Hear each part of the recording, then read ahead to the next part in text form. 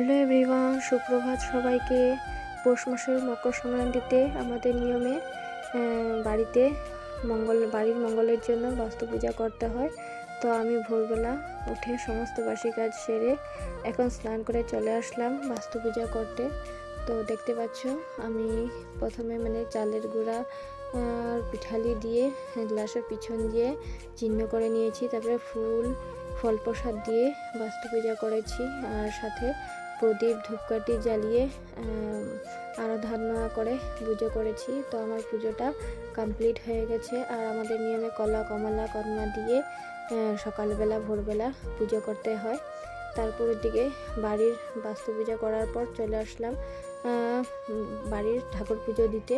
তো দেখতে পাচ্ছ ধূপধুনা দিয়ে ভালোভাবে সুন্দর মতন ঠাকুর পুজো দেওয়া হয়ে গেছে। আর আমার আসনে মা রক্ষা কালীও আছে। তো ওনার পূজা হয় প্রত্যেক বছরে, কিন্তু গত 3 বছর ধরে আর কি পূজা হচ্ছে না। এদিকে বর আমাকে নারকেল কুড়িয়ে দিচ্ছে। তারপর আমি চলে আসলাম রান্নাঘরে, গুড়ের পাক করে নিচ্ছি, করবো হচ্ছে তিলের লাড়ু। এই দেখো আমি লাল লাল করে তিলটা আগে ভেজে নিয়েছি। আর গতকালকে মঙ্গলবার ছিল বলে আমি আর কি তিলের লাড়ুটা করতে পারিনি, এই জন্য আজকে করেছি। তো এখন প্রথমে আর কি আমরা তিলটা মুখে দেব। আমাদের নিয়মে স্নান করে, হতে পারে সবার নিয়মেই তিলটা মুখে দিতে হয় সংক্রান্তির দিন। তারপর এদিকে হচ্ছে দেখো আমি পিঠালি করে রেখেছি, এগুলো দিয়ে পাটিসাপটা আর মালপোয়া করব। তো কয়েকটা মালপোয়া আমি এখান থেকে করেছি, আর সকালবেলা আর কি ব্রেকফাস্টও করে নিয়েছি মালপোয়া করে। আর আধাটুকু আর কি সন্ধ্যার সময় করব, পাশের বাড়ি কয়েকজনকে দিতে হবে তাই। তারপর চলে আসলাম দুপুরে রান্না নিয়ে।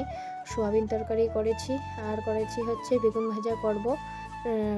বেসনটা এখন গুলে রেখেছি আর কি, পরে গরম গরম ভেজে গরম গরম সার্ভ করব।